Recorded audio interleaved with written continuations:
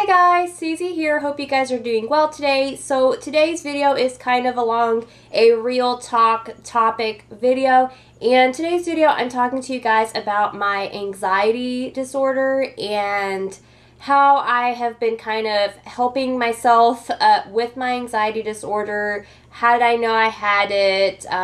My different types of symptoms that I have as far as my anxiety disorder goes. And the reason why I wanted to make this video was because I really wanted to kind of let you guys know so that if you are feeling any of these types of things in your life, because it's really not a joke. There are people who have anxiety and depression and like never know it. They don't seek help for it. They think it's normal to feel this way.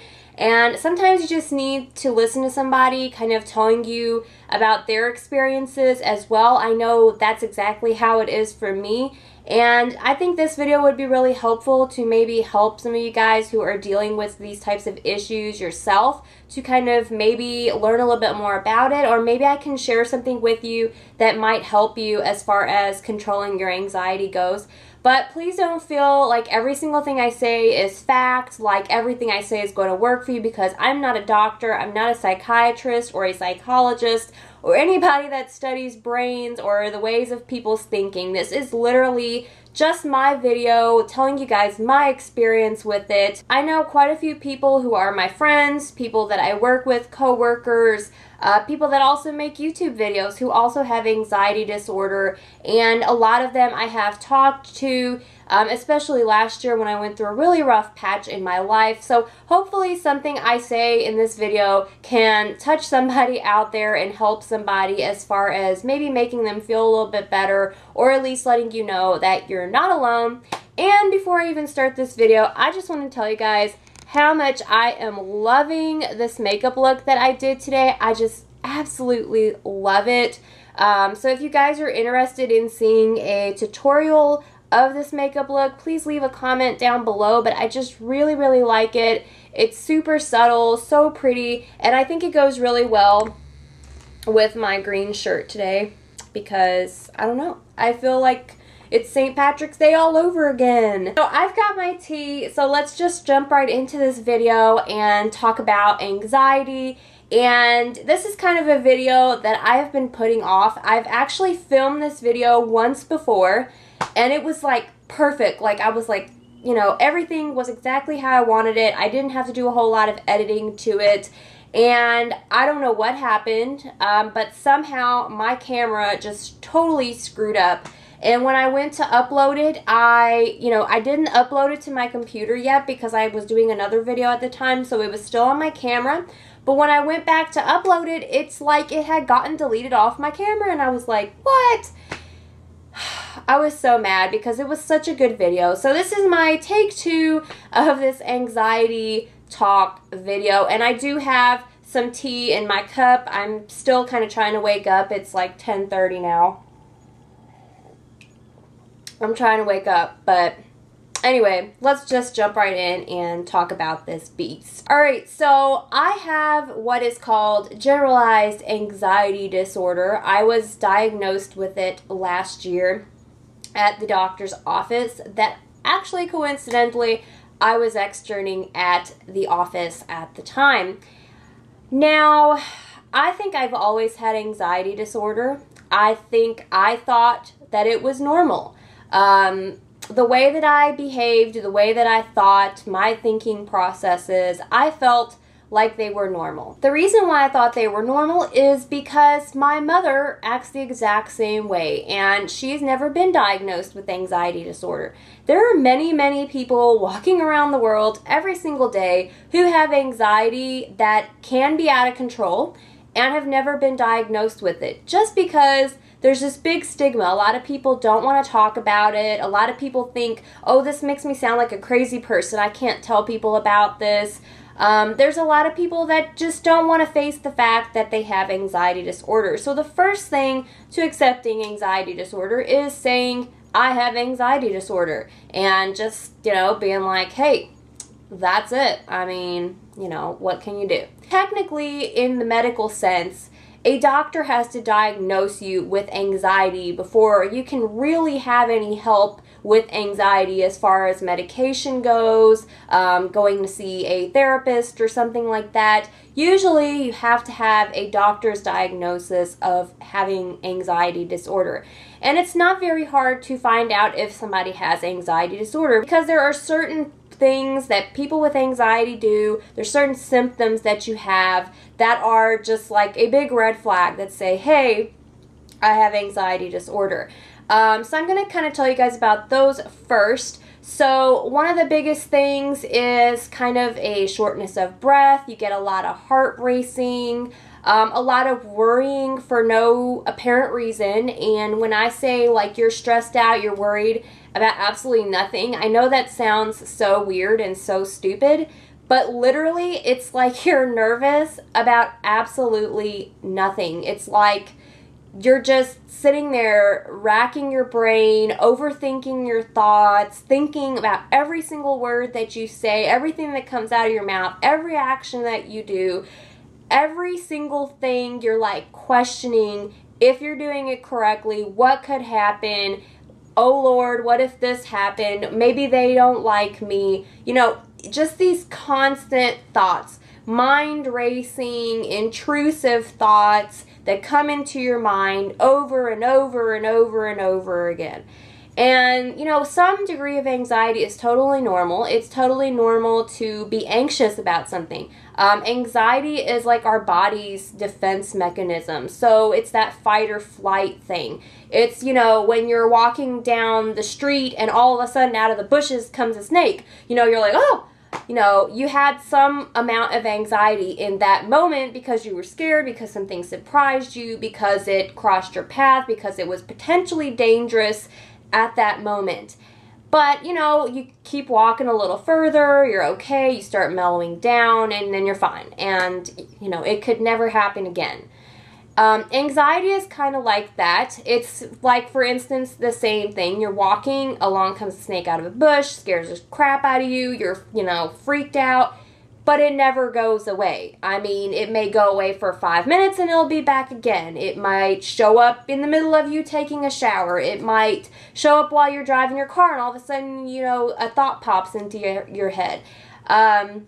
You know, it's that just intrusive, constant, mind-racing, worrying, nervous thoughts that have absolutely nothing to do with anything, and you're not really in any real danger, but your brain keeps telling you that you are in danger. So that anxiety is constantly there telling you that there's danger, you need to be nervous, you need to worry about this, you need to think about this, when really, in all honesty, there is absolutely nothing to be anxious about, and you're just anxious for no reason. So that's my simplest, easiest way of defining anxiety. Long story short, I'm going to tell you guys how I found out about this. So basically, you guys know I was doing my externship last year from the months of like July till October or November. And I was working in some doctor's offices. And the first doctor's office I went to, I was totally not anxious. I was totally fine. But I had also just started. I wasn't there very long. I was there probably like 3 weeks or so. And the further I went into my externship, the less I could work at my job. So I was really broke. I had like no money. My husband was paying for like everything. I just didn't have no money at all. I couldn't even buy myself like deodorant because that's how broke I was, because I could only work 3 days a week at my job, and the other 3 days I was at my externship site working for free. I was also driving all the way downtown to that externship site, which is about 30 minutes away, so I was struggling to find money for gas, for food, for anything. I basically had to rely on my husband for everything, which some people do all the time, but that's just not me. It's not in my nature. I like to be able to buy my own things. I like him buying things for me, but I like to also feel like I'm independent. So that was very stressful, and that was a big cause of my anxiety, was just feeling like that, feeling like I had no control over anything anymore. I couldn't do anything for myself anymore. I went to another doctor's office that was closer for that exact reason, so that maybe I could spend less money on gas driving all the way downtown. And this doctor's office, I'm not going to talk badly about people. I'm just going to you know, put it as simply as I can, was not the ideal environment to learn in. A lot of drama was going on. There was a lot of negativity, a lot of bickering amongst different people in the office, a lot of back talking, and I felt like I was also kind of being thrown into the middle of this because one person would tell me to do things one way, I would do it, then I would get yelled at, even though I didn't know any better. And so, long story short, it was a humongously big anxiety factor working at that office. There was days when I would go home and I would literally cry because I just wanted to be out of there so badly because it was so negative and such a bad environment for me, just such a really big downer. And so I started having panic attacks at night where I was waking up in the middle of the night. I was I could not stop thinking about it. I started feeling what I guess are kind of thoughts of like derealization or something like that, where I just, you know, didn't recognize my own life anymore. I just didn't feel like myself anymore. I felt like I was outside of myself and that everything was strange, like it was dreamy, it was weird. It was such a dark, terrible, horrible place. And I felt so bad in that place, and I literally was crying for no reason, and all this happened around my birthday, and I was crying on my birthday. It was just the worst period in my life ever, and I'm so glad to have gone through, and I'm so over it. I don't even want to think about it. I'm only telling you guys this just because I'm trying to tell you guys symptoms, but derealization is a terrible, terrible way to feel, and you know, if you guys want to read up more about it online, you can, but it's definitely kind of caused by anxiety. So if you have an extreme amount of anxiety, you can develop derealization, depersonalization, all that stuff. But so it took me quite some time to get to feeling better, and before I finally kind of realized, like, hey, this is me. Hey, these are people that love me, and hey, this life isn't so bad after all.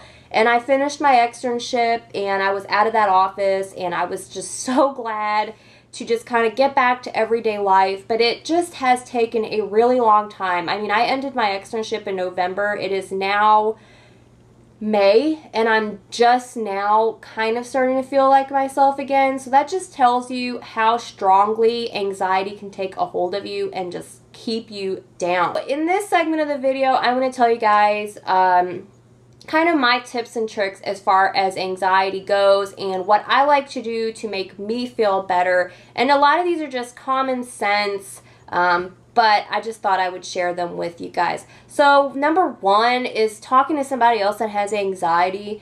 Like, for instance, I like to talk to my friend Nicole. We always share, you know, with each other how we feel. We know how we feel. We're not judging each other because we're feeling the exact same thing. Talking to her really helps me, and I like to talk to her when she's having problems as well, because I find that, you know, it really helps her out. It makes me feel less alone. I also have a really good coworker who works with me, and she also has anxiety disorder, and talking to her really helps because I know she knows where I'm coming from. Just talking about it to somebody who has anxiety, who knows what you're talking about, and even just talking to a family member or friend who is like really open-minded and really a good listener really helps. Number two is starting off your day positively. I love to get up and on my way to work listening to like some music that kind of makes me feel good about the day, and usually I wake up really early, so I'm super tired, but just listening to something that I really like. I like to turn on my Pandora while I'm getting ready sometimes, if it's my day off or if I'm getting ready to go somewhere. Just listening to easy listening music, to whatever kind of music calms you down, makes you feel happy. That's what you want to listen to. One of my favorites is just listening to easy listening stations on Pandora. I also like to listen to the Sade station because I love Sade. And I love listening to her music, so I find she really calms me down. And also listening to like an artist that you really like. I like listening to Katy Perry and Lady Gaga. They are just like two of my favorite entertainers, so I like listening to that, as well as like 90s music or 80s music. Avoiding caffeine is another really big one. Caffeine and anxiety do not mix. The more caffeine you have, it can just really make your anxiety build up because it kind of speeds you up a little bit. It gives you that energy, and a lot of times when you're anxious, you already have so much kind of energy going on in your head. It's not good to add caffeine to the mix. Also, exercising is a big one. I don't like to necessarily work out, but I like to go for walks at least every day. I like to be outside and just go for a walk, be out in the fresh air. Exercising is like one of the best things you can do for anxiety because it kind of burns off that anxiety, gets rid of it. Also, having some aromatherapy going on. For instance, I love to light a lavender chamomile candle every night. Relaxing scents, using a shower gel that has a relaxing scent or for stress relief. Those things really do help just kind of mellow you out a little bit. Also having teas that are relaxing. I like to have lemon balm tea or chamomile tea or peppermint, something like that. My very last tip is just a really hard one to follow, and it's just basically trying to get your mind off of it, which is like nearly impossible most of the time. It's something I literally struggle with every single day. I mean, there's just no easy way about it. The best thing I've found to do is just find hobbies and things that keep you busy. So do word searches, do some painting, do art, go out places, go shopping, you know, haul things, make videos, exercise.